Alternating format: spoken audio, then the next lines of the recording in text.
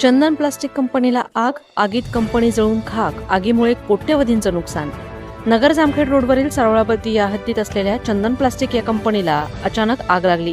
या आगीमध्ये चंदन प्लास्टिक ही कंपनी पूर्णपणे जळून खाक झाली आहे. ही आग विझवण्यासाठी अहिल्यानगर एमआयडीसी, MIRC येथील अग्निशमन दलाचे 3 ते 4 बंब, महानगरपालिकेचे 2 टँकर या ठिकाणी पोहोचले होते. परंतु आग इतकी मोठी होती की यांना ही आग लवकर आटोक्यात आणणं शक्य झालं नाही. आकाशात धुराचे लोट मोठ्या प्रमाणात दिसून येत होते.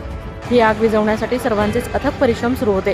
जवळपास 4 ते 5 तास हा आगीचा तांडव या ठिकाणी सुरू होता. जवळपासच्या परिसरात लाईट नसल्यामुळे अग्निशमक बंबमध्ये पाणी भरणं शक्य नव्हतं. त्यामुळे पाणी वाहतूकही दूर होती. ही आग इतकी भयानक होती की आगीच्या झळा दूरपर्यंत येत होत्या. अग्निशमन दलाचे कर्मचारी देखील शर्थीचे प्रयत्न आग विझवण्यासाठी करत होते.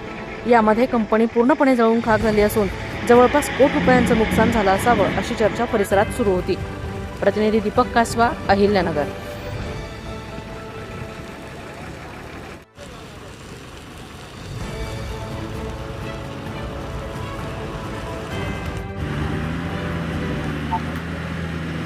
या ठिकाणी आपण पाहतो की सारोळाबद्दी या गावामध्ये जे चंदन प्लास्टिक इस्टेट आहे, या प्लास्टिकच्या फॅक्टरीला इथं आग लागल्याचं साधारणतः 1-1.5 तासापूर्वी कॉल आला होता आपल्या अग्निशमन विभागाला.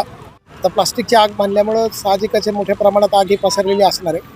या ठिकाणी आपण राहुरी, त्याचबरोबर MIDC, त्याचबरोबर VRD त्या आणि अहिल्यानगर महानगरपालिकेच्या आपल्या 2 अग्निशमन दलाच्या गाड्या या ठिकाणी आपण पाठवलेल्या होत्या.